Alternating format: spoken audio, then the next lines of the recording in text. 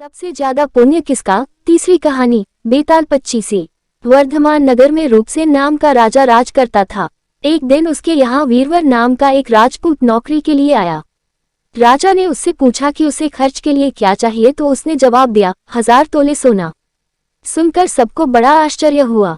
राजा ने पूछा, तुम्हारे साथ कौन कौन है? उसने जवाब दिया, मेरी स्त्री, बेटा और बेटी। राजा को और भी अचंभा हुआ, आखिर 4 जने इतने धन का क्या करेंगे? फिर भी उसने उसकी बात मान ली। उस दिन से वीरवर रोज 1000 तोले सोना भंडारी से लेकर अपने घर आता।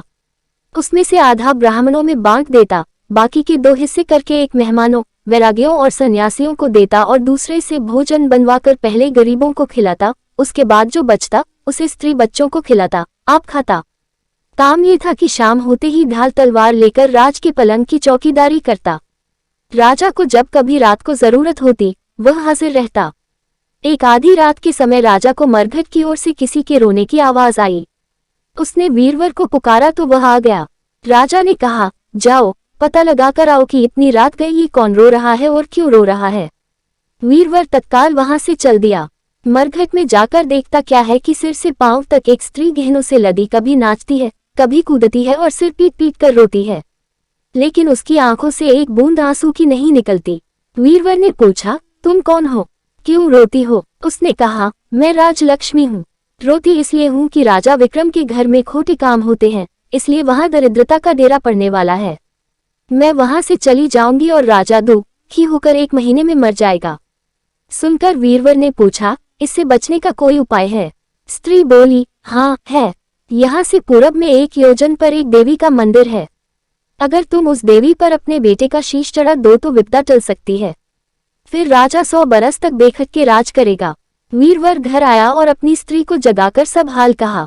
स्त्री ने बेटे को जगाया, बेटी भी जाग पड़ी। जब बालक ने बात सुनी तो वह खुश होकर बोला, आप मेरा शीश काटकर जरूर चढ़ा दें। एक तो आपकी आज्ञा, दूसरे स्वामी का काम, तीसरे ये देव देवता पर चढ़े, इससे बढ़कर बात और क्या होगी? आप जल्दी करें। वीरवर ने अपनी स्त्री से कहा, अब तुम बताओ। स्त्री बोली, स्त्री का धर्म पति की सेवा करने में है। निदान। चारों जने देवी के मंदिर में पहुंचे। वीरवर ने हाथ जोड़कर कहा, हे देवी, मैं अपने बेटे की बलि देता हूँ। मेरे राजा की 100 बरस की उम्र हो। इतना कहकर उसने इतने जोर से खांडा मारा कि लड़के का शीश धड़ से अलग हो गया। भाई का ये हाल देखकर बहन ने भी खांडे से अपना सिर अलग कर डाला। बेटा बेटी चले गए तो दुखी माँ ने भी उन्हीं का रास्ता पकड़ा और अपनी गर्दन काट दी। वीरवर ने सोचा कि घर में कोई नहीं रहा तो मैं ही जीकर क्या करूंगा। उसने भी अपना सिर काट डाला। राजा को जब यह मालूम हुआ तो वह वहां आया।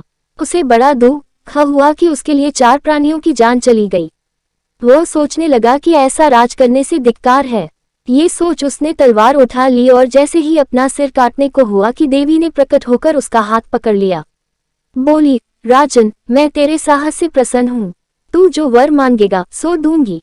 राजा ने कहा, देवी तुम प्रसन्न हो तो इन 4 को जला दो। देवी ने अमृत छिड़ककर उन 4 को फिर से जला दिया। इतना कहकर बेताल बोला, राजा बताओ सबसे ज्यादा पुण्य किसका हुआ? राजा बोला, राजा का। बेताल ने पूछा, क्यों? राजा ने कहा, इसलिए कि स्वामी के लिए चाकर का प्राण देना धर्म है, लेकिन चाकर के लिए राजा का राजपाट को छोड़ जान को तिनके की समान समझकर देने को तैयार हो जाना बहुत बड़ी बात है। ये सुन बेताल गायब हो गया और पेड़ पर जा लटका। बेचारा राजा दौड़ा दौड़ा वहां पहुंचा और उसे फिर पकड़ कर लाया तो बेताल ने चौथी कहानी कही।